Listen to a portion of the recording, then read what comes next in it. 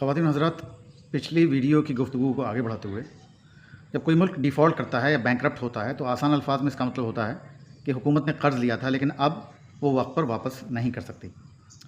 ये किसी फ़र्द के दिवालिया होने जैसा नहीं होता, क्योंकि मुल्क ख़त्म नहीं हो जाता लेकिन उसकी मईशत शदीद बहरान में चली जाती है। इस सूरत हाल में क्या क्या हो सकता है? नंबर 1, लोग उस मुल्क पर एतमाद खो देते हैं। इसको ट्रस्ट डेफिसिट कहा जाता है।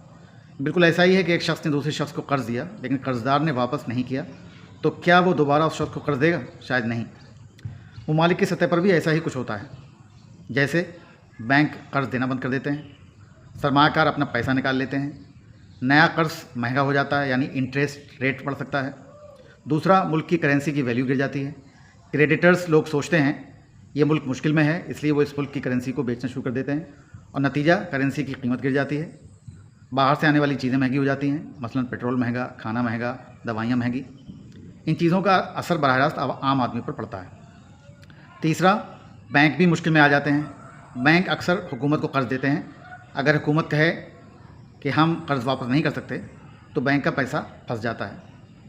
बैंक नए कर्ज़ कम देते हैं, कारोबार मुतासर होते हैं, लोगों की नौकरियां ख़त्म हो सकती हैं। चौथा, हुकूमत ख़र्चे कम करना शुरू कर देती है।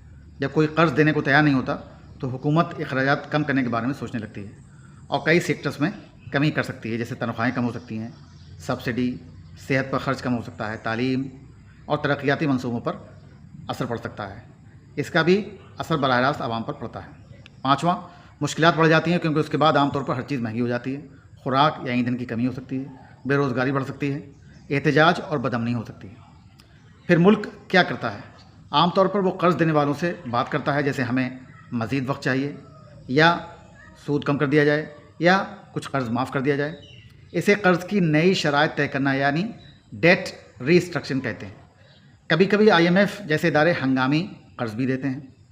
एक जुमले में अगर कहें तो जब कोई मुल्क डिफ़ॉल्ट करता है तो मुल्क ख़त्म नहीं हो जाता लेकिन उसकी मईशत हिल जाती है और सबसे ज़्यादा तकलीफ़ आम लोगों को उठानी पड़ती है।